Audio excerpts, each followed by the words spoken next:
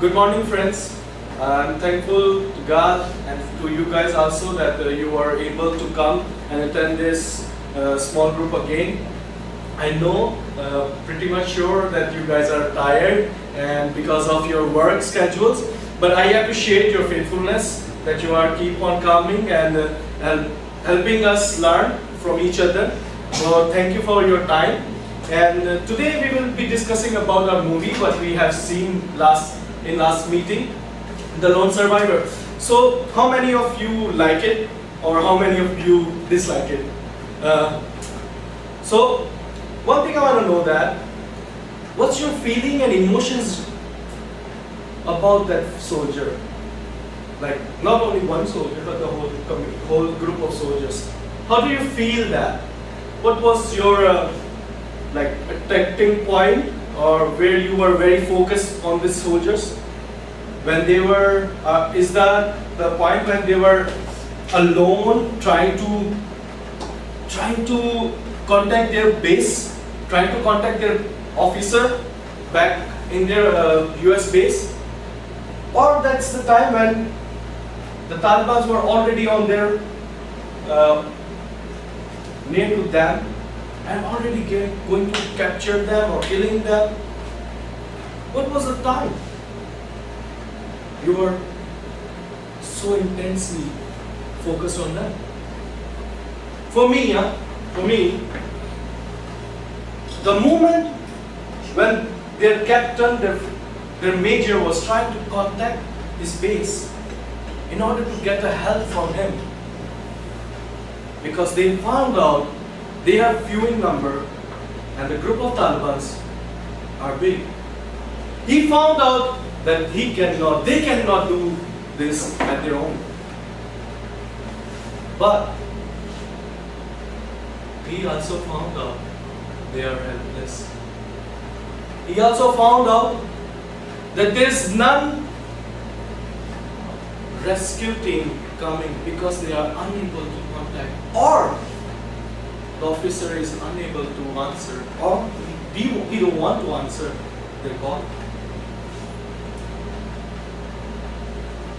Eventually what happened, you all know, no rescue team was able to reach them and all of them died except one. So does that lone survivor thought of his officer that he's not answering him, that he don't want to help them, or that he felt abandoned? Does anyone of us, from me or from our side or from you, felt the same when our officer, our God, does not answer our prayer? Do we have the same feeling that we are abandoned by our God, our officer? When we are in the crucial time, we are in the base, we are in the territory of enemies, do we feel the same?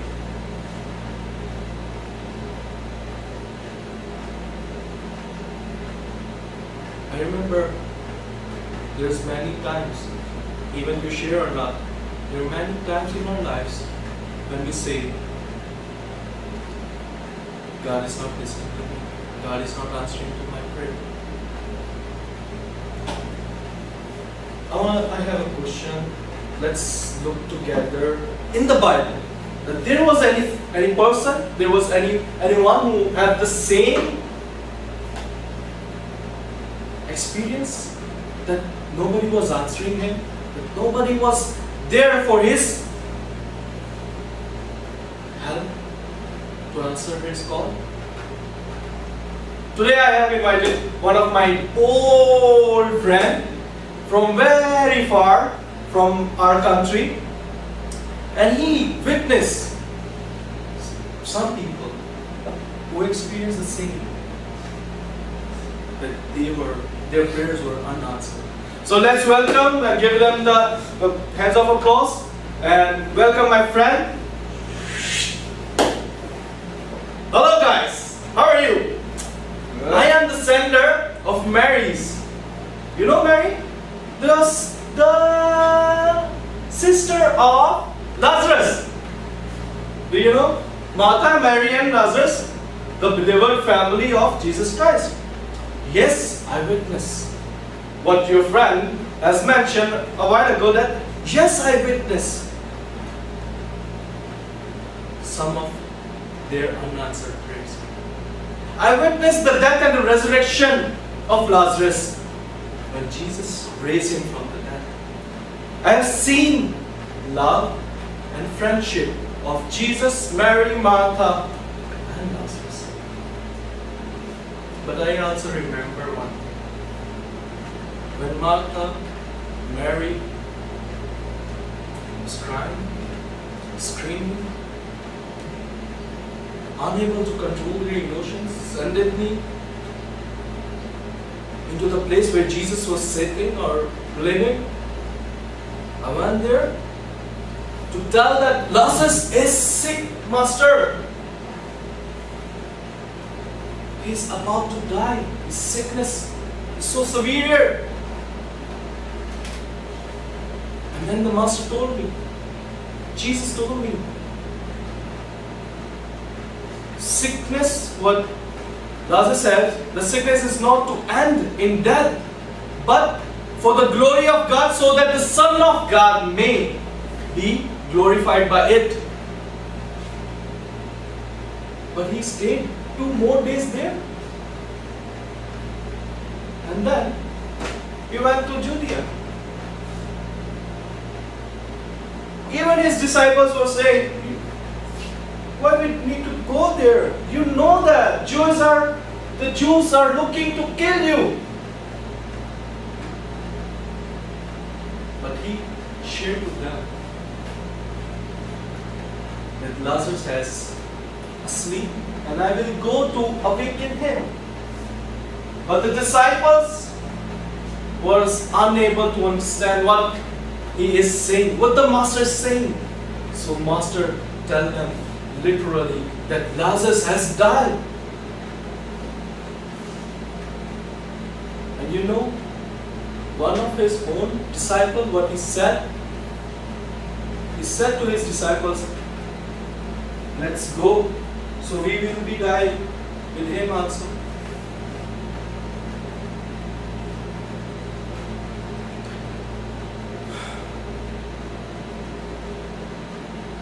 Many Jews were there.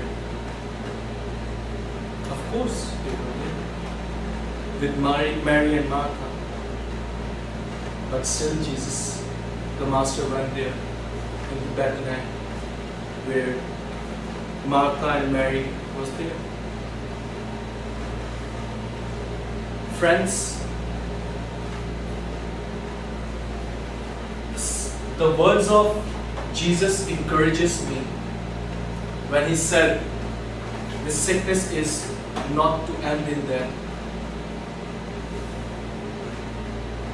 And I felt, wow, Lazarus will be healed soon. Because this is the Master. He is the one who unblinded the man. He opened the eyes of the blind. He can do that. He can heal it. But I was discouraged and disappointed when he stayed longer in the same place. I was not that discouraged because I know that he can save it from far. But I was worried why Jesus is delaying. Even I want to say that, Master, he's your friend. Hello. What are you doing, man? He's your beloved friend. You love him. You love his whole entire family. Why are you so slow to go? Why are you so slow to heal him? I remember the words of encouragement, but Zion, I forgot the words. But he said to me that this sickness is for the glory of God, so the Son of God may be glorified by it. It means this sickness brought a purpose for that purpose, for Jesus to be glorified.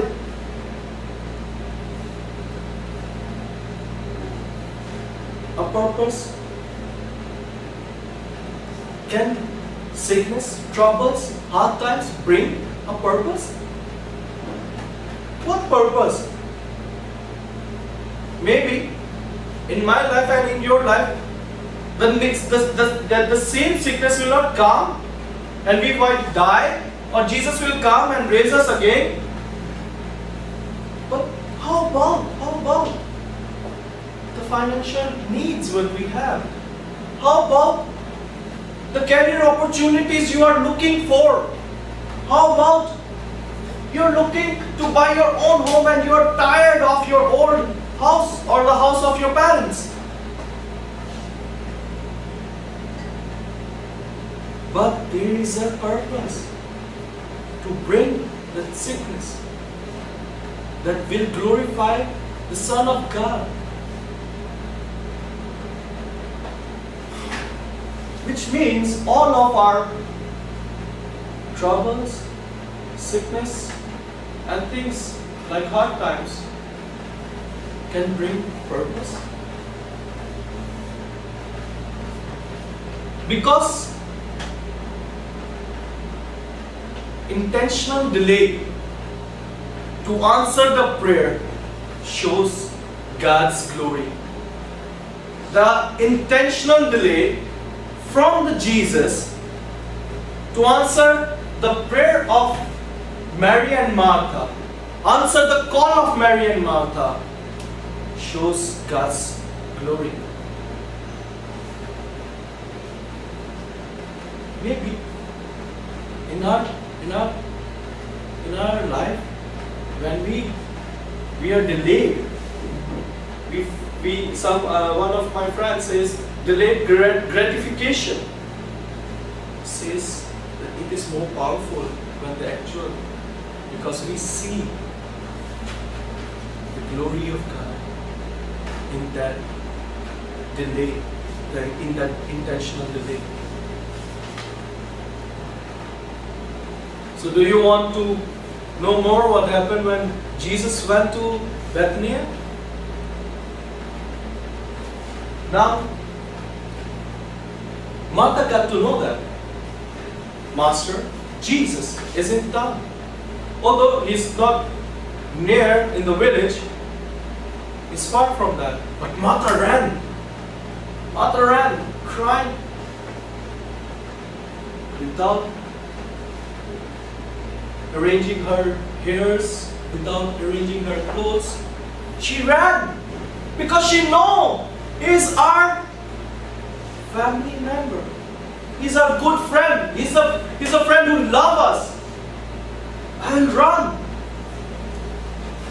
with tears and with anger, complaining to Jesus. Lord, if you had been here, my brother could not have died. Even now, I know that if you ask God, God will grant you what you want, what you will say. Jesus replied, our Master replied, your brother will rise again. But the anger and the mixed emotion in Martha said or caused her to say that, yes, he will rise. He will resurrection on the day of judgment. But Jesus said to her, I am the resurrection and I am the life. Who believes in me will never die.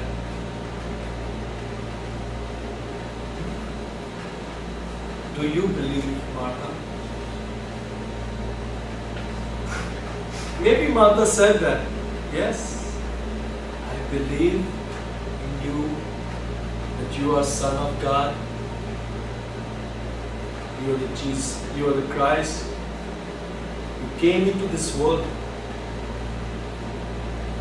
and then she just left.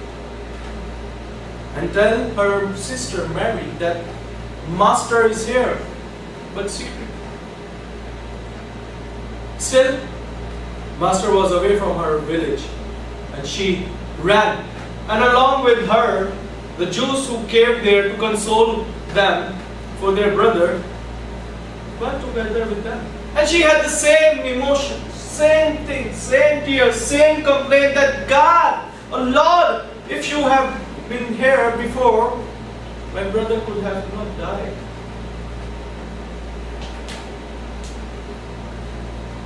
Jesus, the heart of Jesus, the spirit of Jesus was moved when he saw Mary weeping, Jews weeping, and he was troubled. And Jesus also wept. And then he replied, where is he? Where you have laid him?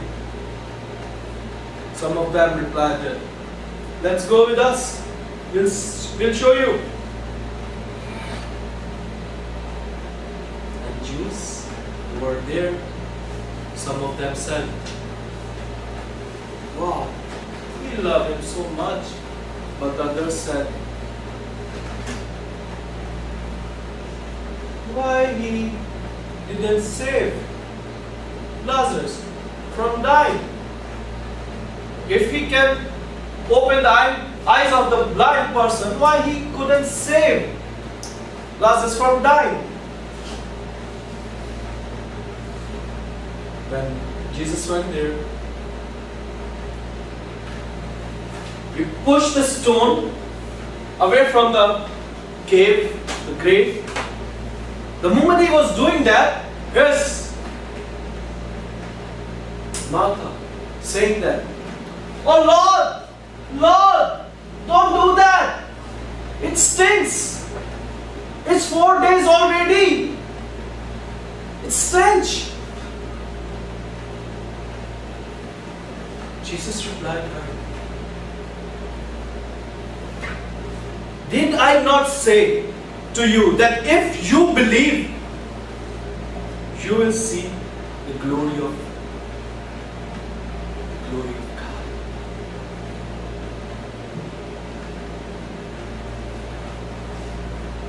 Friends, do we believe Jesus Christ in order to see the glory of God? Or we just believe in Jesus Christ verbally but not with heart? Are we living like Martha? We're just saying that, okay, Jesus, I know you can raise, my brother will be raised on the day of the judgment. Yeah, you can still say something to God and God will grant your prayer. Yes, I know this God, I believe that you are God, you are the Son of God. But is it only on my words? Is it only on my tongue?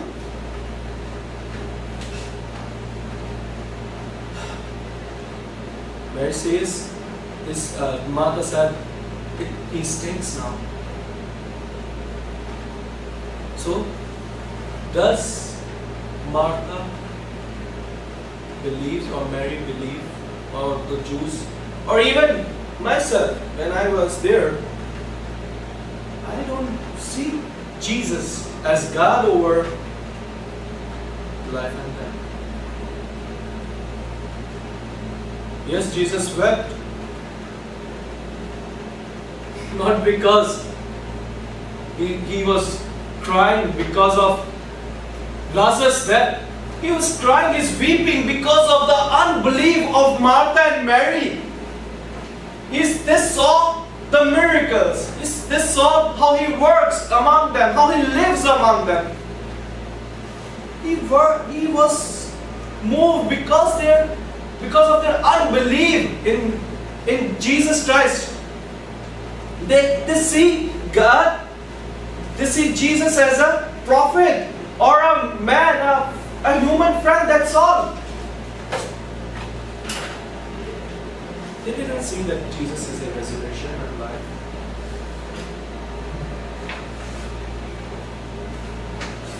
So, can I ask us, all of us, a question? How do you, my friend Nathan, you see God? How do I see Jesus Christ? Is He a God? Or is He a source of opportunity? Or He is just a ladder for me to climb the heights of my career? Or He is a provider or an ATM? Or is God or a genie who will just do whatever I want to say? One. Because our perspective defines our belief. Since living and believing in Jesus will show the glory of God. Only when we live and believe in Jesus will show the glory of God. It's not only by verbal, it should be practical and from the heart. So let's try to rearrange our lifestyle and ways we will believe from heart, not only verbally. Let's find out in the story what did Jesus did when He moved the stone. Does Jesus stop there, or He really raised Lazarus? And also, above all, Martha believed in Jesus that He's God or not. Let's find out. When Jesus removed the stone, He looked onto heaven and thanked God that He listened His prayers. But Jesus said one thing very prominently: God, because of these people who are standing will believe in me that I have sent by you. Listen to my prayer.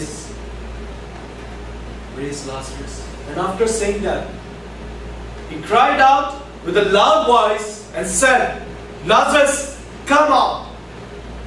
And Lazarus came out. His hands were bound with a cloth, his face, and he couldn't walk even. But Lazarus came out of the cave. And then Jesus said to the people, unbind him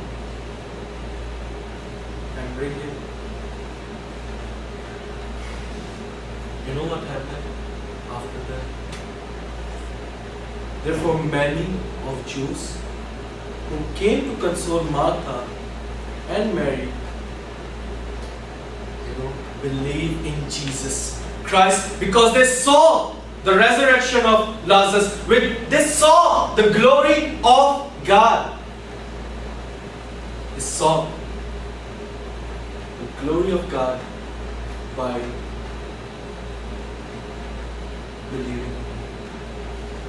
Friends, how does you feel this morning? Come, stand with me and see. Imagine yourself, you are in front. The cave is open.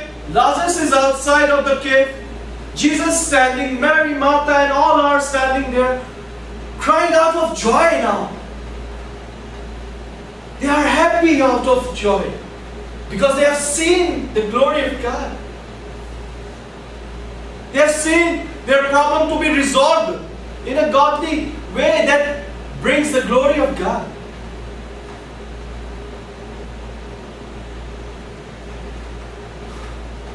But you know, until that,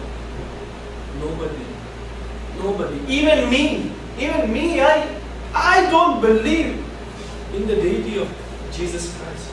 That He is God over death and life.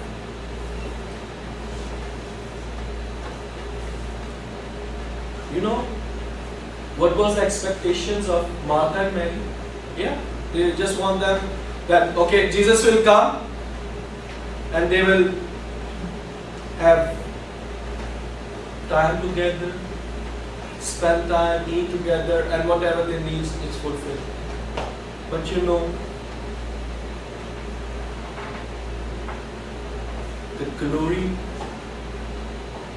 of God, the glory of Jesus, raised spiritual and physical deaths. It's not only for the physical deaths, it's also for the spiritual dead bodies. I was spiritually dead.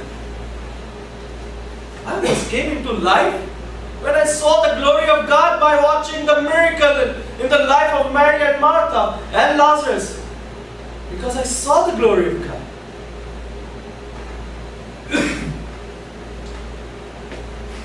After the resurrection of Lazarus, when everybody believes that yes, the delay to answer their call bring a purpose, and it brings the glory of God. And when they live and believe in Christ, they saw the glory of God. And even the glory of God raised up spiritual, physical dead bodies on dead people. Because delay of granting desires shows glory of God. You know, we all have seen that movie. The end of the movie expresses the glory of their force. US Army was able to wipe out that group of Taliban from that village. Even the villagers became brave and fought with them, with Taliban. Because delay of granting desire shows glory of their army, shows glory of God. If the army just came there and they just saved them, that group of soldiers, and then go bring them back to their base, what have they seen? Nothing.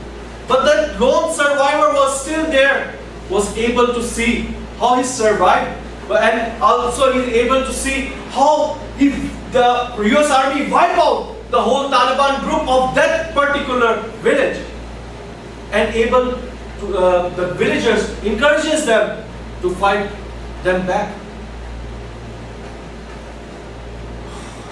How would you wait upon God even if there is delay? How would you completely believe in the deity of Jesus Christ if there is delay? How would you believe that He will provide? How would you believe that He will give you the opportunities to grow spiritually and physically? But we need to live in Jesus Christ. We need to believe in Jesus Christ. We need to live in Jesus Christ to see miracles on God's perfect time. Because we need to believe from heart, not from our words only, from our tongue only. Because believing Jesus as God shows the glory of God. Because when delay of granting desires shows glory of God. Let's pray. Lord, thank you for this time that you have told us and reaffirmed us that you are God, and this is your purpose to bring delay so we can see the glory. We can see your glory. We can